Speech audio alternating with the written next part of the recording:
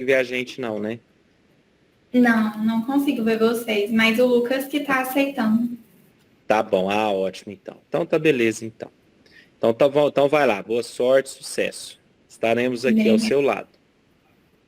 então, né, dando continuidade ao nosso projeto, meu nome é Evelyn, eu sou aluna do 12º período de medicina e hoje a gente vai falar de um tema que é muito importante, né, tanto para a prática do generalista mesmo, quanto do especialista, um tema muito comum na nossa prática médica. Para dar início, né, ao assunto, vou falar sobre o transtorno depressivo maior. É importante a gente diferenciar, né, a tristeza da depressão, porque hoje em dia tem uma banalização do uso de medicamentos antidepressivos e oscilações de humor são normais, né, são comuns de ocorrer diante de uma perda ou quando você é demitido do emprego, mas o transtorno depressivo maior é uma doença, é diferente de tristeza. Tristeza é uma reação normal. É importante a gente falar disso, né, para não fazer um uso indiscriminado de medicação antidepressiva. Então, o transtorno depressivo maior é o transtorno de humor mais comum. Ele vai se caracterizar pela ocorrência de pelo menos um único episódio depressivo maior, mas a maioria dos pacientes vão apresentar recorrência. A distimia seria uma forma de depressão menos grave do que a depressão maior. A oscilação de humor é menos grave, mas ela é mais prolongada, dura geralmente mais que 2 anos e não apresenta remissão. Já a depressão dupla é um termo que eu particularmente não conhecia. Pacientes com distimia que vão apresentar um episódio de depressão maior e depois retornam ao estado de distimia. Então, ele vai ter uma recuperação incompleta, né, desses sintomas entre os episódios. Daí, falando um pouquinho da fisiopatologia da depressão, a gente entra na hipótese monaminérgica da depressão, que é a hipótese clássica, né, que seria quando você tem uma quantidade normal de neurotransmissores, não ocorre a depressão. E quando ocorre uma redução, depressão ou disfunção dos neurotransmissores monamínicos, principalmente a noradrenalina, serotonina e dopamina, ocorre o desenvolvimento da depressão. A hipótese dos receptores monaminérgicos e da expressão gênica vão ampliar essa hipótese monaminérgica clássica da depressão. E ela afirma que a deficiência dos neurotransmissores provoca uma suprarregulação dos receptores pós-sinápticos dos neurotransmissores. Isso leva à depressão. Os sintomas da depressão, os dois principais são o humor deprimido e a apatia, perda do interesse nas atividades diárias, mas os pacientes também podem apresentar alterações do peso, tanto para mais quanto para menos, alterações do apetite, transtorno de sono, sonolência excessiva ou insônia, agitação psicomotora, fadiga, sentimento de culpa, sentimento de inutilidade, disfunção executiva, principalmente nos pacientes idosos, e ideação suicida. E ideação suicida é sempre importante a gente perguntar, né, para o paciente, porque tem algumas medicações que não são recomendadas para esses pacientes. Falando um pouquinho sobre a expressão afetiva, né? O humor normal, ele vai ser um equilíbrio entre o afeto positivo e o afeto negativo. Quando a gente tem uma redução do afeto positivo, ela vai ser causada principalmente por uma disfunção na dopamina e na noradrenalina, que vai gerar sintomas como humor deprimido, a perda da felicidade, perda do interesse nas atividades, perda de energia, diminuição da vigilância, diminuição da autoconfiança e o aumento do afeto negativo, que vai ocorrer ali principalmente na disfunção da noradrenalina e da serotonina, leva a esse sentimento de culpa, sentimento de aversão, medo, ansiedade, irritabilidade, solidão. Aí falando um pouquinho da correspondência, né, dos sintomas com cada circuito cerebral.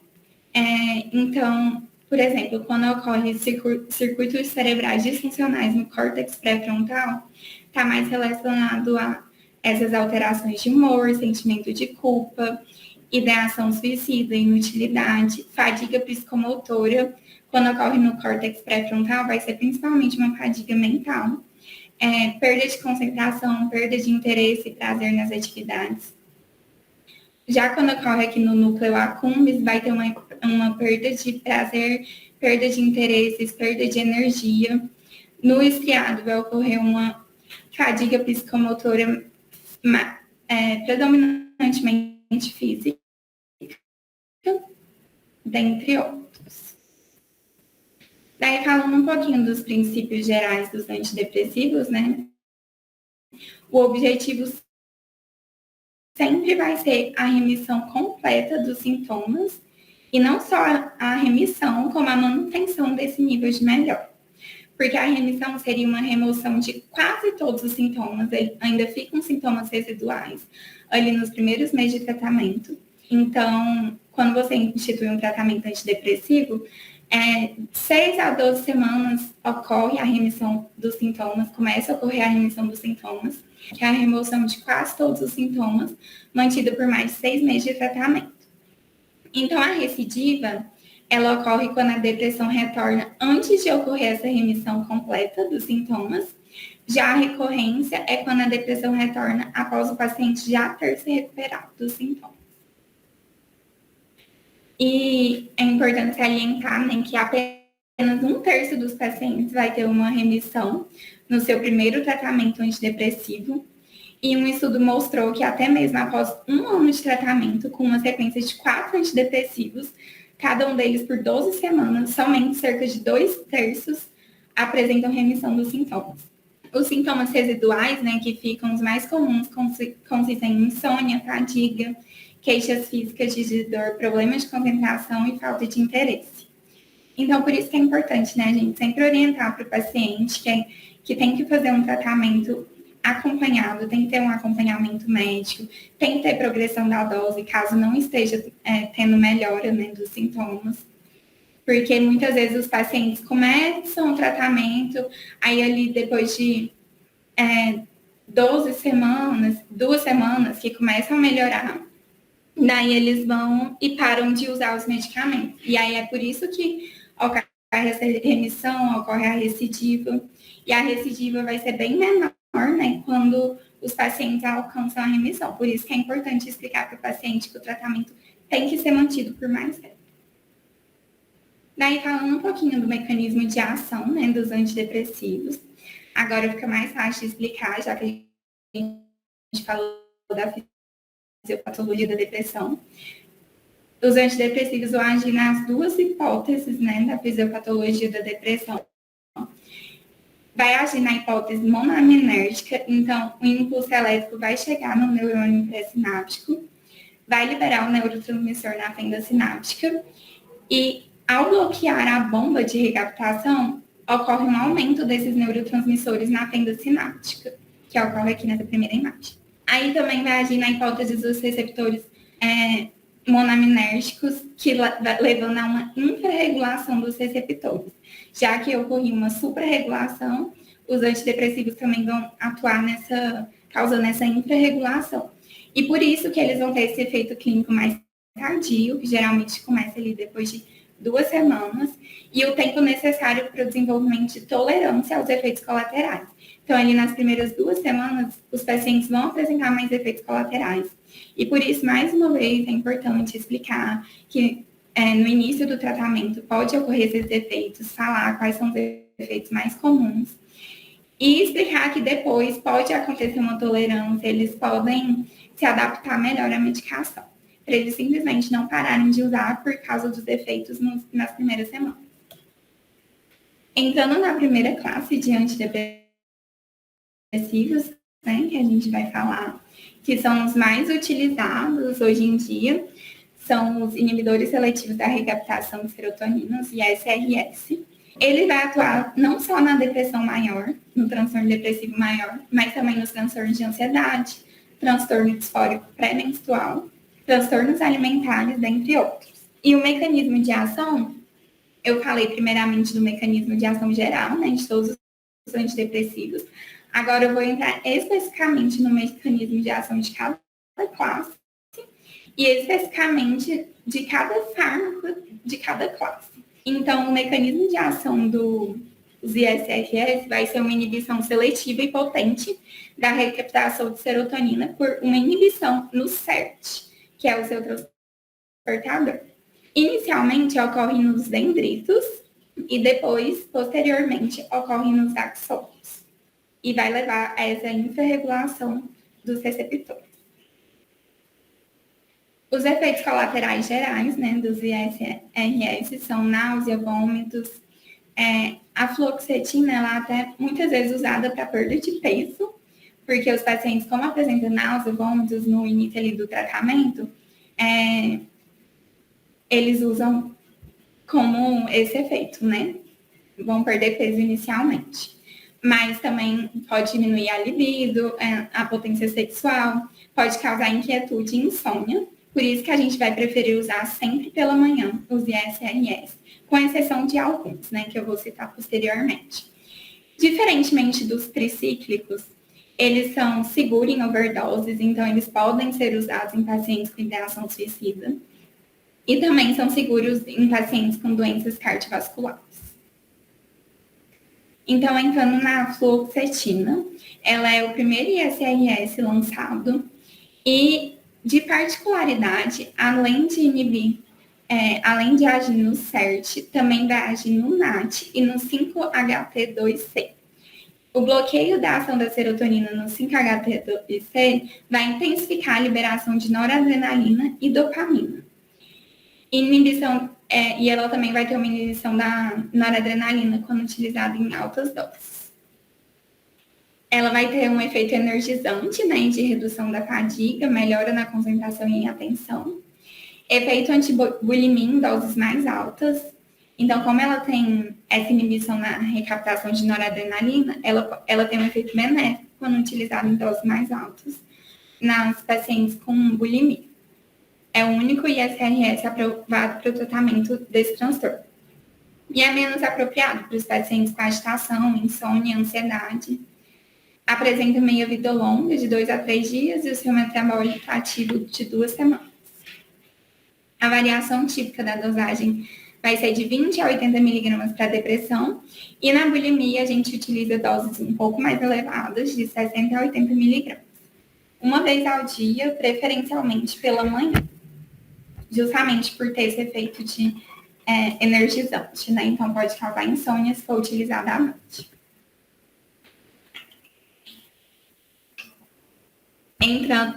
Entrando na sertralina, né? Ela vai ter como particularidade inibição do transportador de dopamina, que é o DAT, e a ligação aos receptores sigma-1. Então, apenas um grau de inibição do DAT vai também produzir essa melhora na energia, melhora na motivação e na concentração. Além dessa ação no SERT, né, que também vão ter esses efeitos.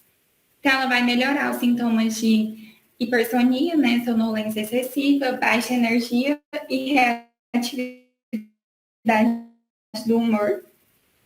Ela vai exigir uma titulação mais lenta da dose em pacientes com sintomas de ansiedade, justamente por ter esse efeito mais de motivação, concentração. Então, na ansiedade, a gente vai titular primeiramente em doses mais baixas.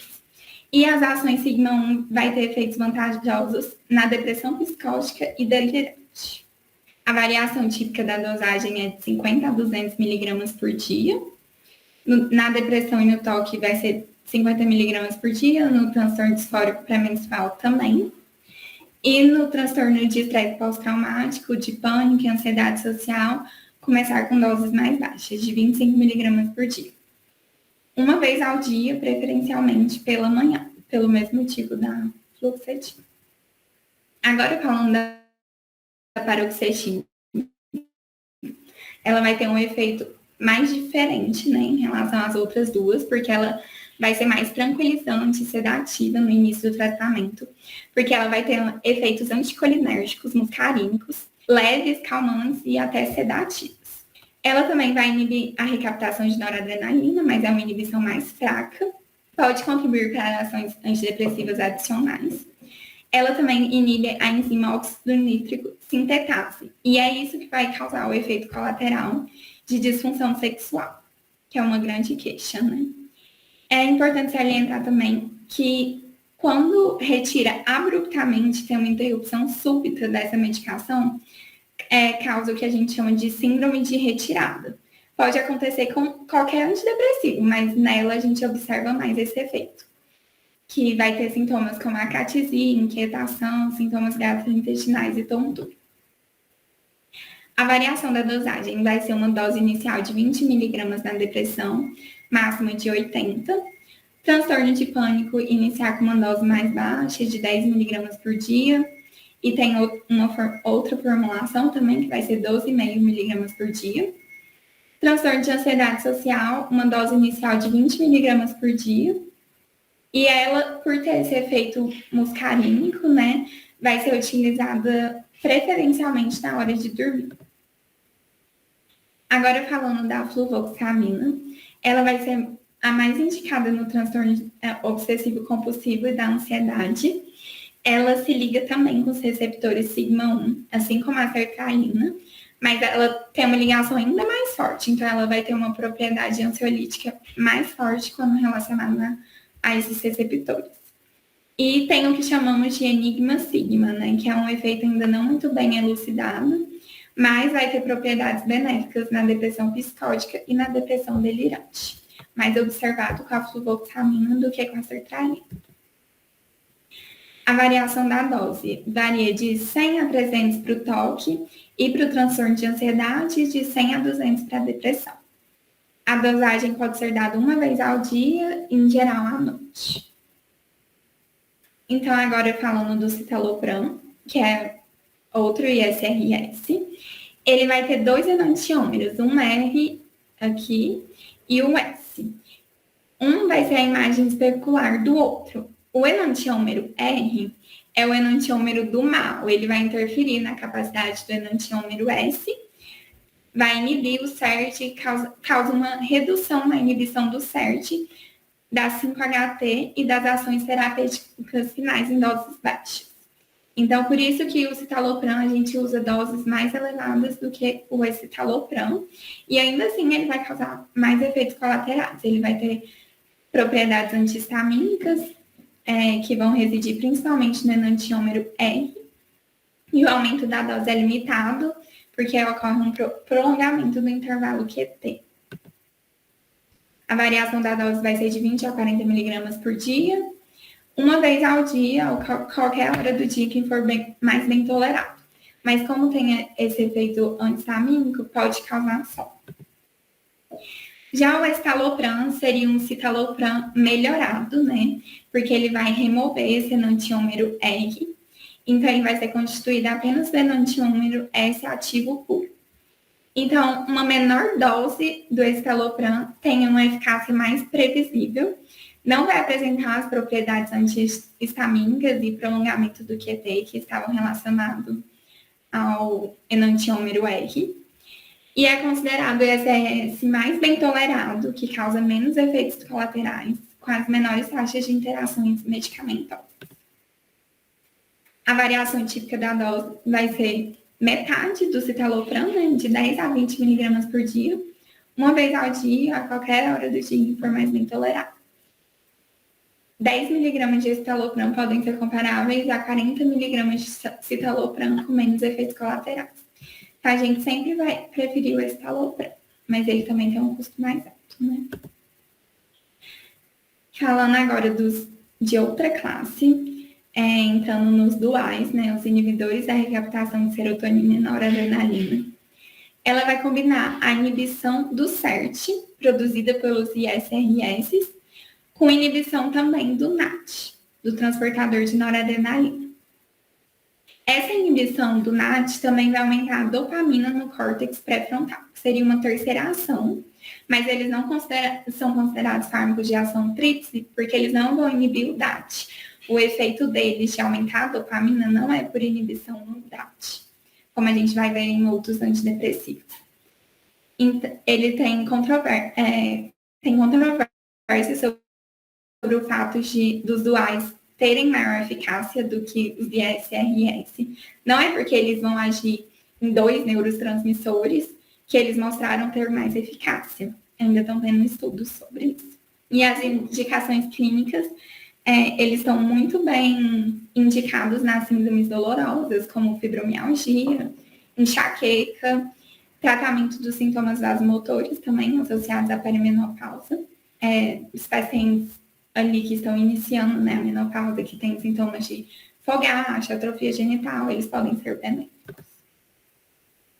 Agora entrando na venlafaxina, né, que vai ser um dual, que vai ter uma ação bem maior no SERT do que no NAT.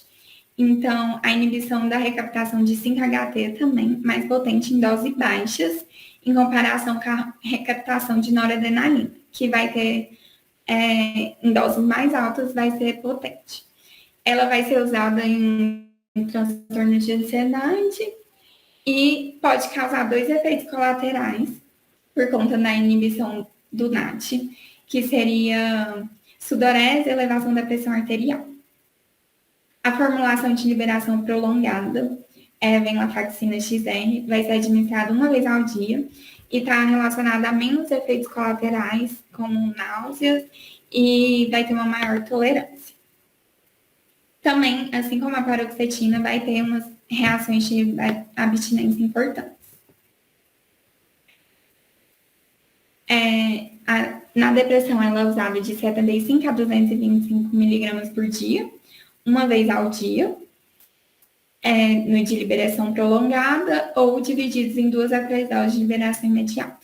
No TAG, pode iniciar ali em doses mais altas, de 150 a 225 miligramas por dia. Doses mais baixas vão ser mais serotoninérgicas e doses mais altas vão agir nos dois, tanto na serotonina quanto na noradrenalina. A venlafaxina, ela vai ser convertida no seu metabólito ativo, né, que é a desvenlafaxina. Ela vai inibir a recaptação de noradrenalina mais do que a venlafaxina. Porém, essa ação ainda é mais potente sobre o transportador de serotonina. Então, em relação à venlafaxina, ela inibe mais o NAT. Ela tem uma ação maior sobre o NAT e também maior sobre o SERT. O grau de inibição do NAT é mais previsível, com menor necessidade de ajuste da dose, e ela vai ter uma eficácia mais bem elucidada ali para as mulheres na perimenopausa. A variação da dosagem vai ser de 50 a 400 miligramas uma vez ao dia. Nos sintomas vasomotores, geralmente 100 miligramas por dia são suficientes. Agora, falando da duloxetina, que é outro dual, ela vai ter uma inibição mais potente do SERT do que do NAT e uma eficácia estabelecida na depressão e também na dor crônica. Pode usar a duloxetina tanto para pacientes com depressão sem dor crônica, tanto para pacientes com dor crônica sem depressão. Ela é bem elucidada nesse tratamento. Ela também vai tratar os sintomas cognitivos da depressão, que são mais predominantes nos pacientes idosos, né? Porque ela tem um efeito pró-noradrenérgico e pró-dopaminérgico da inibição do NAT no córtex pré-frontal. Tá? Aquilo que eu tinha falado. Quando inibe o NAT, vai ter também um efeito pró-dopaminérgico no córtex pré-frontal, porque lá não vai ter o DAT. Então, na duloxetina, a gente observa uma menor incidência de hipertensão e reações de descontinuação mais leves do que a venlafaxina, justamente porque ela tem uma inibição mais potente do SERT, né? Menor do NAT em relação à venlafaxina e à desvenlafaxina. Então, iniciar sua administração 2 vezes ao dia e depois manter uma vez ao dia,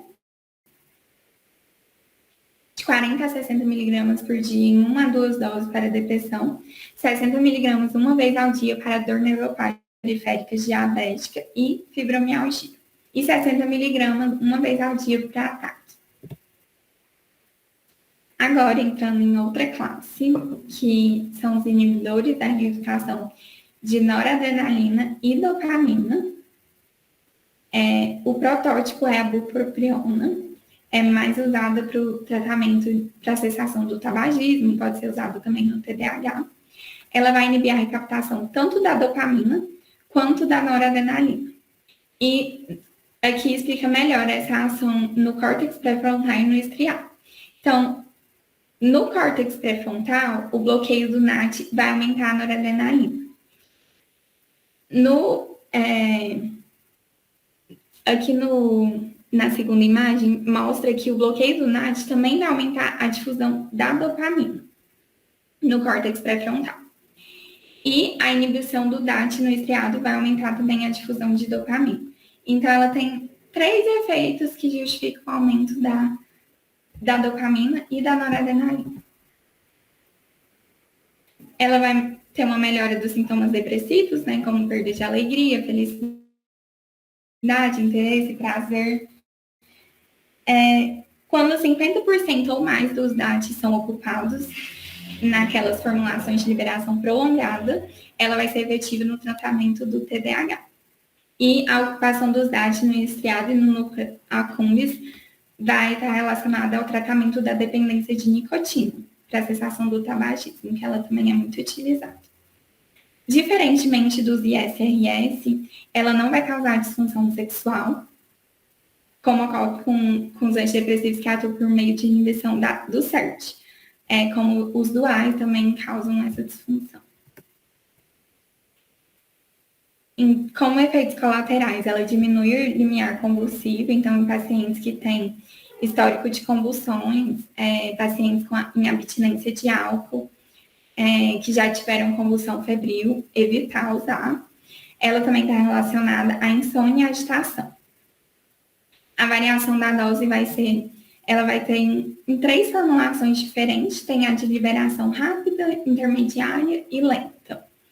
Geralmente, para o transtorno de déficit de atenção, é utilizada uma vez ao dia, nessas dosagens. E no tabagismo, a gente vai utilizar a liberação intermediária. A dose inicial vai ser de 150 mg por dia, depois vai aumentar para 2 vezes ao dia, após 3 dias. E o tabagismo tem que ser cessado no 8º dia de tratamento, tem que explicar isso para o paciente. Ele não vai cessar o tabagismo antes de começar o tratamento, ele vai cessar no 8º dia de tratamento, e a medicação geralmente é usada por 12 semanas. Agora, falando de outra classe, o agente noradrenérgico e serotoninérgico específico, que o protótipo é a mirtazapina. Sua principal ação terapêutica vai ser um antagonismo alfa-2, vai aumentar a liberação de noradrenalina e no córtex, aumenta a liberação de serotonina no córtex. Também vai bloquear 3 receptores de serotonina, o 5-HT2A, 5-HT2C e 5-HT3. E também bloqueia os receptores de histamina. Então, ela vai ter um efeito mais sedativo, de aumento do peso.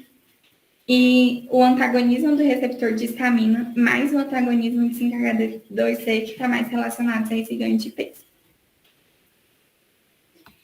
Então, ela vai ser indicada principalmente para os idosos inapetentes que têm uma redução, né, de apetite e com insônia, justamente por esse efeito de sedação e de ganho de peso.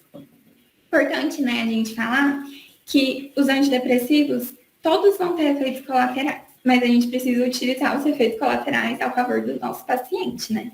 Se ele tem insônia, usar um antidepressivo que dá sono. Se ele está queixando de sonolência excessiva durante o dia, usar antidepressivos que tiram o sono. Então, sempre usar os efeitos colaterais a favor mesmo do que o paciente está queixando. Ele tem um risco raro de neutropenia e agranulocitose, e a variação da dosagem geralmente vai utilizar uma dose inicial de 15 mg por dia, à noite, por ter esse efeito mais sedativo, e aumentar a cada 1 ou 2 semanas, o máximo geralmente 45 mg por dia. E parece ser contraintuitivo, né? Mas cortar um comprimido pode aumentar a sedação, porque vai agir mais nesses receptores histamínicos. Agora, falando de Outra classe de antidepressivo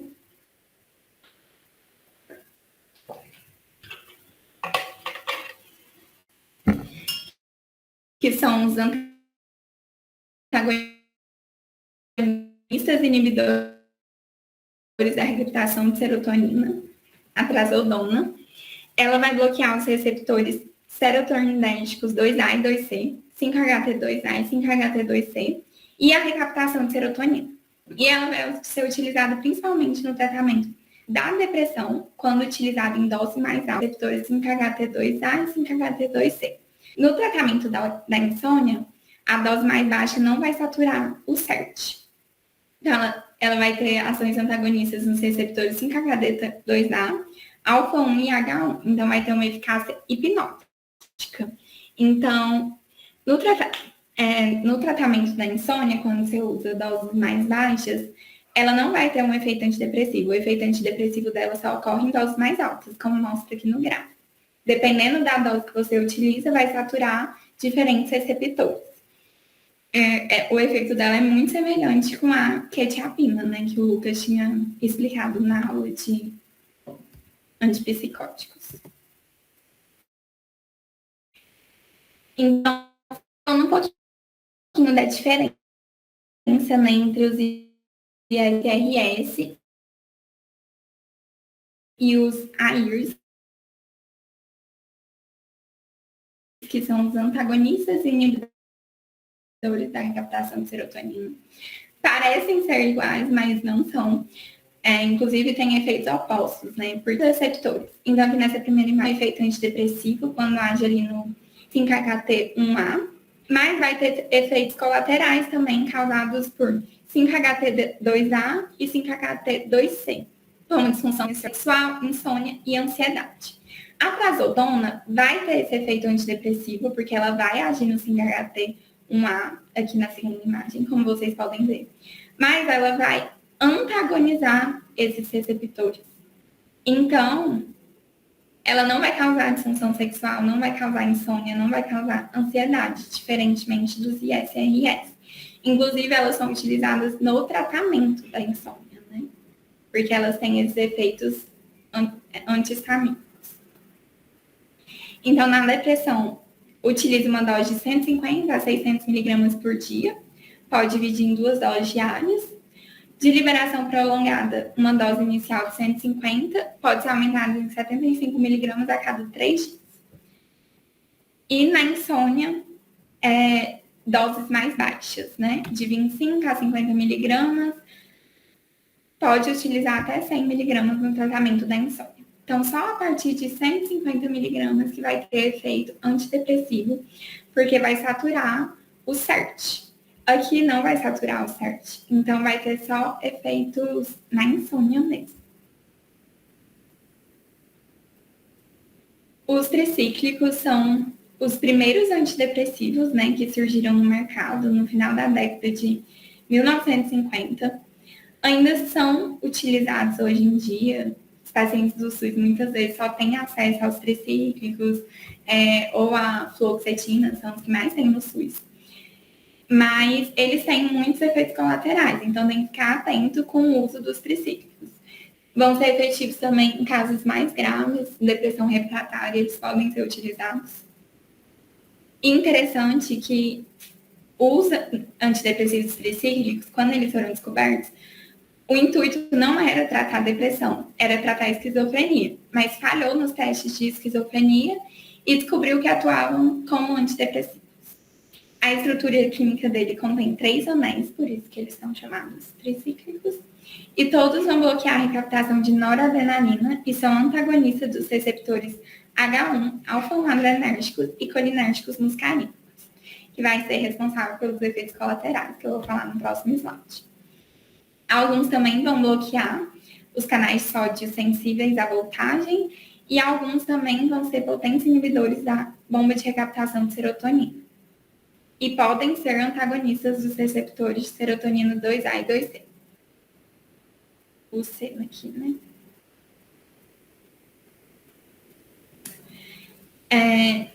Eles vão aumentar a transmissão dopaminérgica no córtex pré-frontal. no córtex frontal. Eles apresentam potência igual ou maior na inibição do CERT, a clomipramina. Já outros vão ser mais seletivos para a inibição do NAT, uma ação mais fraca no CERT, como a desipramina, maproptilina, nortriptilina. Então, tem essa diferença. Assim como os duais tinham diferença, aqui também tem diferença. Alguns vão ser mais potentes no CERT, outros no NAT. Então, eles podem apresentar efeito antipânico também, em doses antidepressivas. Também são usados na alívio da dor neuropática, dor lombar, podem ser usados para enxaqueca. E como efeitos colaterais, né? Eles, ao bloquearem os receptores H1, eles vão ter uma ação antihistamínica que leva a uma sedação e ganho de peso, assim como vários outros antidepressivos, né, que também vão bloquear esses receptores de histamina, mas o ganho de peso está bastante associado aqui aos tricíclicos. O bloqueio dos receptores colinérgicos muscarínicos, então eles podem causar boca seca, visão turva, retenção urinária, constipação intestinal. Interessante aqui que eles causam retenção urinária, porque em alguns casos eles vão ser usados, isso vai ser usado a favor, né, no tratamento de enurese noturna, que eu vou falar mais pra frente. O bloqueio dos receptores alfa-1 adrenérgicos podem causar hipotensão ortostática e tontura, por isso que eles não são indicados para idosos. Eles bloqueiam os canais de sorte sensíveis à voltagem no coração e no cérebro. Então, eles podem causar coma, convulsões, arritmias, parada cardíaca. Então, é importante frisar que não pode prescrever, não é indicado, né? Já tem outros antidepressivos melhores para idosos e cardiopatas.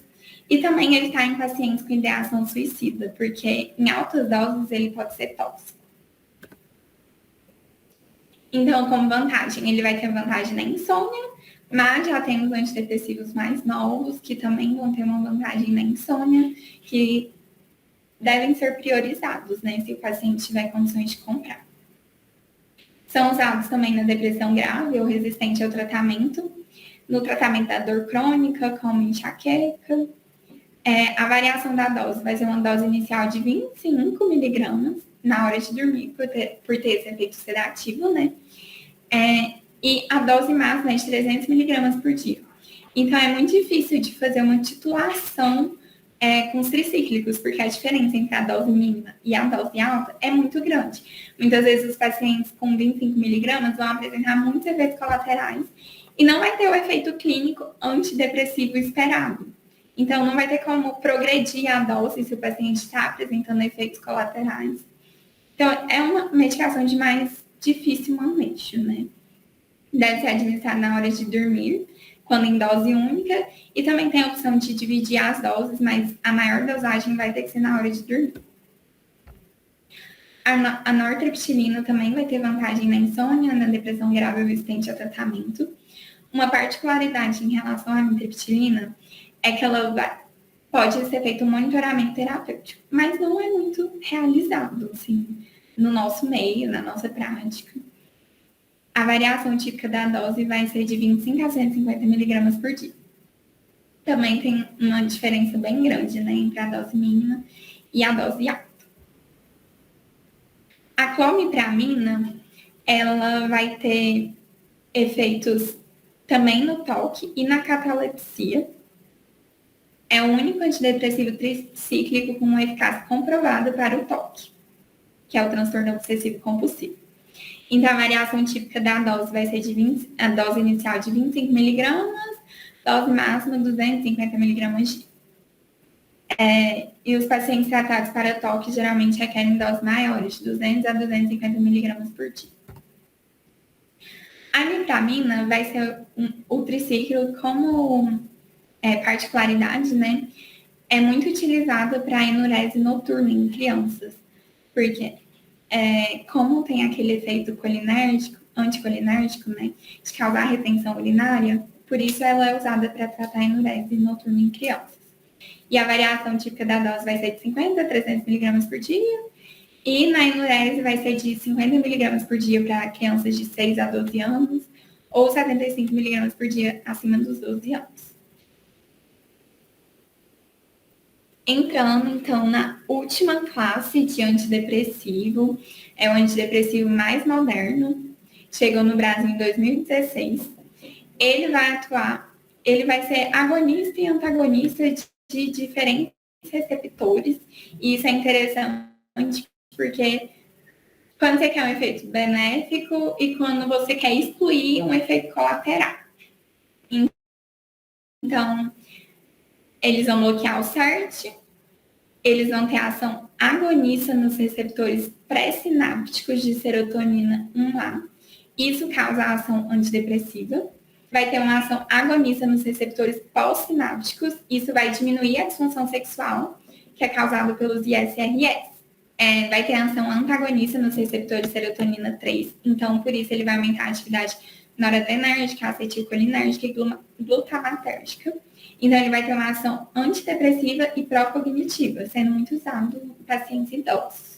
Ele reduz essa ação antagonista, né, nos receptores serotonina 3, vai reduzir náuseas e vômitos causados pelo bloqueio do CERT, como, por exemplo, nos ISRS.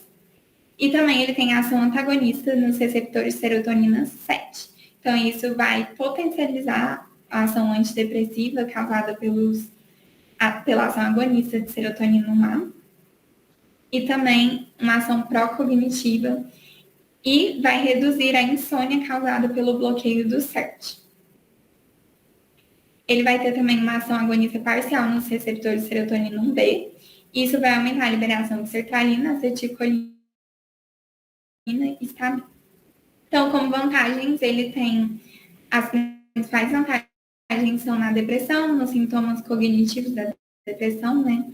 Principalmente pacientes idosos. Causa menos disfunção sexual. Na depressão geriátrica mostrou que teve uma melhora da cognição, tanto da cognição quanto do humor. Então, ele pode ser uma droga assim, bem benéfica para os pacientes idosos. O único defeito é que realmente um alto custo ainda, né? E a variação típica da dosagem vai ser uma dose inicial de 10 miligramas uma vez ao dia. Dependendo da tolerância do paciente, reduz para 5 ou aumenta para 20 miligramas. E a dose máxima vai ser de 20 miligramas. Ou seja, muito mais fácil o manejo, porque a dose inicial 10, a dose máxima 20. Enquanto os tricíclicos, a diferença entre a dose mínima e a dose máxima é tipo assim, de 10 vezes. Essas foram as referências que eu utilizei. E é isso. Obrigada pela atenção, quem ficou até o final.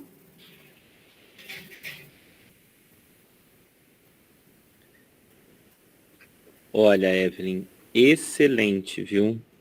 Nossa, excelente. Eu revivi quando eu tinha meus 30 anos, 26 anos, 27 anos. Excelente apresentação. Aqui, a gente, né, a ideia da gente trazer para os meninos, né, é uma aula muito ampla, né, é uma aula aí, de fato, de uma realidade que nós estamos presenciando cada vez mais, que é o uso dos psicotrópicos, né? É uma realidade muito presente hoje para o médico recém-formado, que vai trabalhar numa UPA, que vai trabalhar numa unidade de programa saúde da família, né? Ou numa unidade básica de saúde, ou no seu próprio consultório, né? Independente da especialidade dele. Então a gente percebe que muitos dos psicotrópicos são largamente utilizados em decorrência até mesmo dos seus efeitos colaterais, né? Então você trouxe com muita propriedade aí a questão dos tricíclicos, né? Muito utilizado para criança, né? Enfim, para questões de enurese noturna.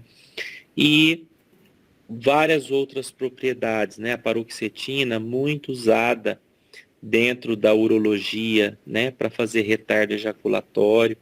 Então, assim, é interessante nós, enquanto médicos, a gente ter essas noções, né? A gente ter essas noções até para a gente ir tendo, pelo menos assim, um norte para manejo das medicações, né? Nós somos bombardeados com muita frequência, cada vez mais drogas novas, né?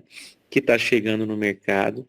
Então, assim, são realidades, mas é importante a gente saber o básico, né? Então, assim, para você ver, hoje a gente trata boa parte dos quadros depressivos na Secretaria de Saúde com tricíclicos, com a própria fluoxetina, né? Então, é importante a gente perceber que a nossa realidade também de saúde está muito voltada para assistência primária com medicamentos básicos, né? Então, quando você traz uma vortioxetina, caríssima, né? Caríssimo.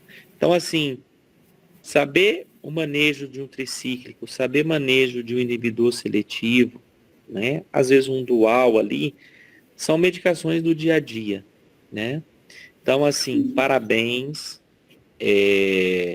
Eu percebi, assim, né? Você fez essa aula há já um tempinho, os meninos tivemos a Semana Santa, depois eles tiveram prova, enfim, uma série de coisas. Então, parabéns, gostei muito mesmo, viu? Tá de parabéns. Obrigada, professor. É uma pena a gente, os alunos, né, a gente preocupar em trazer isso para os meninos, né, como uma forma de tentar trazer ali, às vezes, alguma deficiência, né, e a questão de uma horinha, olha a quantidade de informação que você trouxe, né. Então, parabéns aos que estão aqui, né, enfim, acho que são pequenas oportunidades, né, que a gente, enfim, importante a gente fazer a parte da gente. Então, meninos, parabéns aos que estão aqui, parabéns, Evelyn, pela sua apresentação, muito obrigado. E é isso aí. Então, Bruno, a Cíntia, se tiverem alguma dúvida, podem perguntar.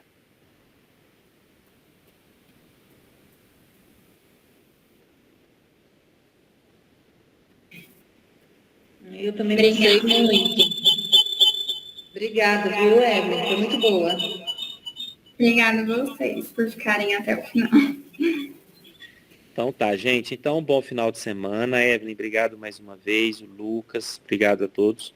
Tá? E vamos lá, sigamos. Um bom final de semana para vocês. Aproveitem o final de semana, curtam bastante. Tá bom? Obrigado. Bom final de semana. Tchau, tchau. Tchau, tchau, gente. Tchau. Tchauzinho, bom final de semana.